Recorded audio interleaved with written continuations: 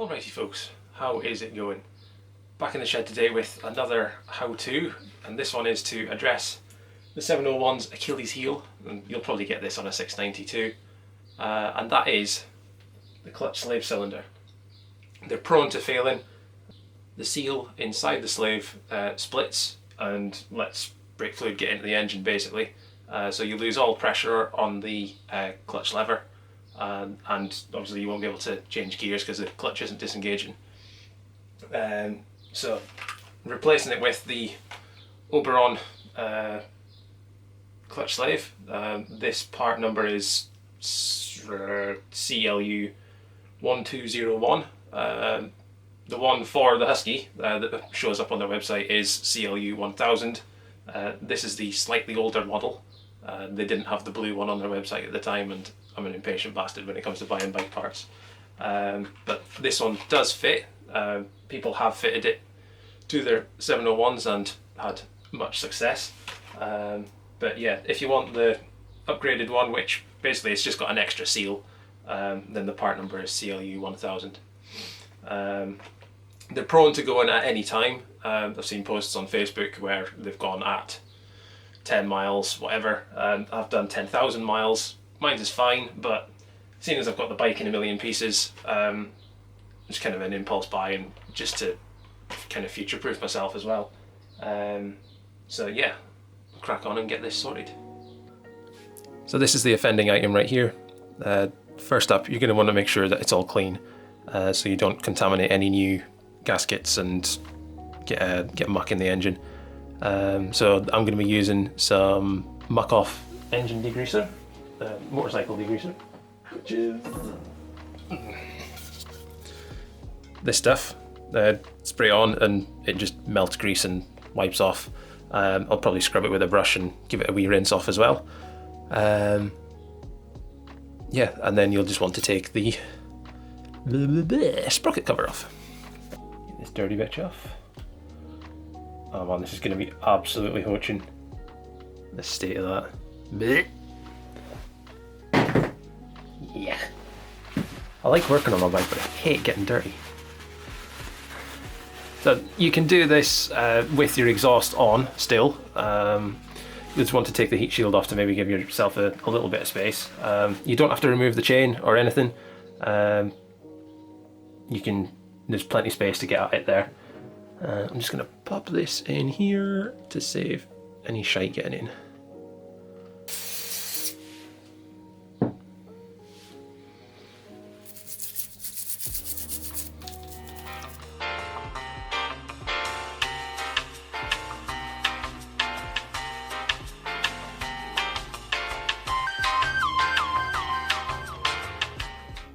Right, so now we've got that all a lot cleaner than it was before. We'll get the clutch cable off and the, well, it's not cable, clutch pipe, and the bleed nipple off.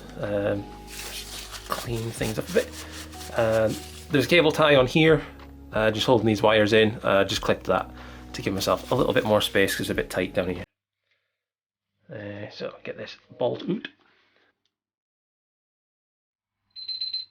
Oh, that's tea time. Back in a minute. Ish. 6.5 hours later. So that took a little bit longer than planned. It's 11:30. It's cold, it's wet. So, got a brew and some biscuits. I'll have that. I'll crack on. Right, so I'm just going to remove the slave cylinder, and then I'll get these off. I think I'll crack them off first, just so I don't faff on with it off the bike. I need an 11mm spanner for this one. Come on. Donk. Knock the camera over. And I think an 8mm spanner for this one. Yes, and an 8mm for the bleed nipple. Right, so let's get this beast off.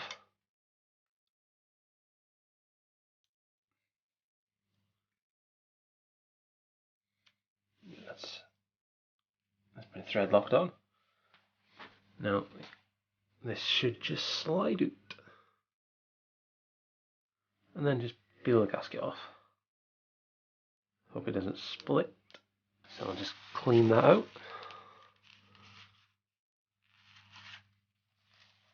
So you want a nice clean face for the new gasket to go onto. And the gasket comes with the new slave. And if you've got any gasket stuck to the face that it mounts on, you can use a Stanley blade just to run down the face and peel any gasket off. There we go. There. Boom. Now the new gasket is shaped, so it can only go on one way. So that's green side towards you. And I'm going to slap that on the new thingy, jiggy, slave. Oh yes, look at this, it's so pretty. So use a bolt to hold that paper gasket in place and just slot this back in like so. Now it's got a bit of springy pressure on it because there's a spring inside the clutch slave. So that's holding that on there. This other one.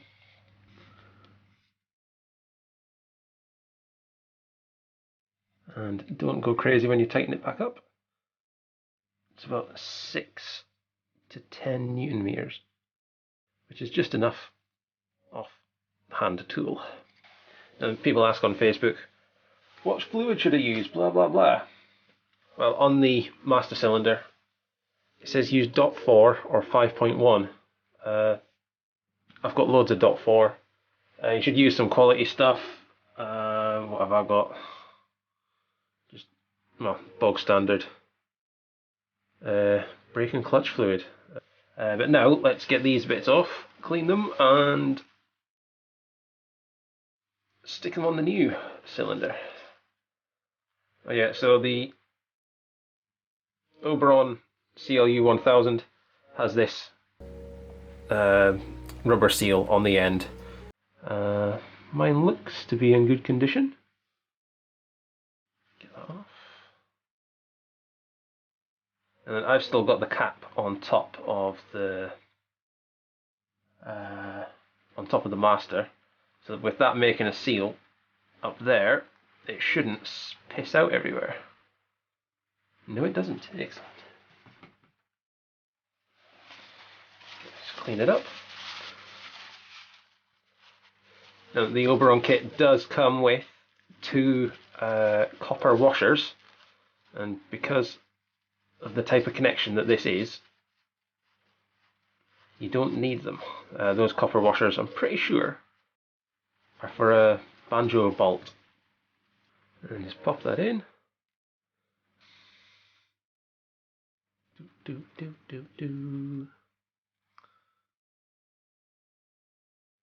Oh no, we're leaking fluid. Oh. Sorry if my massive bear paws are getting in the way. I don't have a head strap thing from a GoPro. I'm using the camera on a tripod. Ooh, that's a bit gilly. There we go. Try not to thread it. Cross thread it. Right. Get on, you bastard. Alrighty, so 3 days later, this has been the cause of my problems. So where I left off, I was trying to put the bleed valve, piece of shit, on camera focus, no, never mind, you know what a bleed valve looks like. Now the instructions from Oberon say that you can use the original bits, so I'll stuff it, I'll just give it a turn. Got half a turn, maybe a full turn out of it, and it just was not going in. I thought, this is cutting threads, take it out, and yeah, it's dirty, covered in minging metal and stuff. So yeah, phoned Oberon the next morning because it was very early hours. They sounded quite surprised when I said that I didn't receive a new bleed valve, and also the red bung that goes in the top for where the clutch line attaches was missing as well. So they've sent us a new bleed valve, and it is completely different to the one that comes off the bike, so you can't use the original stuff. It's a completely different size. Well, I say different size, it's a different length, and it's a different thread pitch as well, so that's why it's threaded. So I've already put the new one in now. I cleaned the threads out and just made sure it would go in properly and so on, and yes, it has. It tightens down and it seals, so winner winner chicken dinner. So I'll crack on, get it bled, and yeah. Right, so with the new slave fitted, yeah, if that's missing, contact either Oberon or whoever you bought it from. Do not use the standard bleed valve. So it's on, it's all tightened up. I cleaned that up as well with the Dremel because it was all minging and dirty. So next up is just to bleed the sucker.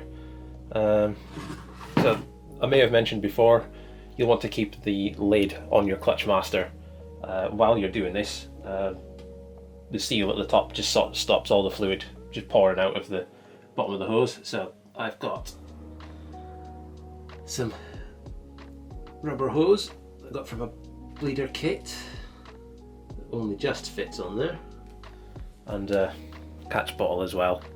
It's magnetic, so I'll stick it on the forklift, on the side stand. I'm going to try and bleed this just the normal way. I'm pretty sure you're supposed to back bleed this, but I can't be arsed. First off, you want to get the lid off your clutch master. It's got two T20 torque screws on it. Clean out any crap that might be in there. It's been 3 years since I've changed this, so I've already flushed some fluid through it, but I'm going to do it again because there's still some crap in there. So just use any old .4, .5.1 fluid just to clean it up and soak out any crap. So when you're bleeding the clutch, you'll want to put some fresh fluid in. Make sure the reservoir is full.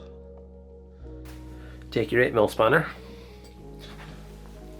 and just do the open, squeeze, close, let go type thing. So open, squeeze, close it, and let go. Open, squeeze, close, and let go. And we're getting all that air through, so it's the air that we want to get rid of. And basically just repeat until you've got rid of all the air bubbles and you can see your nice clean new fluid coming through. See if we've got any pressure in this. There is pressure, yes. I'd say that's about right, to be honest. Clutch up. Yep, all good in the hood. Just make sure you've got the bleed valve closed nice and tight. Tight! Yes, tight like a tiger! So after that debacle, it's taken us 4 days to change the fucking clutch master. Should be a hour job, but as always I drag them out for days. I'm thinking of changing my channel tagline to "fucking things up so you don't have to," which is always the case. If you'd like this how-to, smash that like button, hit subscribe as well. I'll be doing more how-to videos, and I'll be finishing up my clean-up job. I'll be doing some other things to the bike, some upgrades as well, some shiny bits. So yeah, thanks for watching, and until next time, cheers. Massive burp.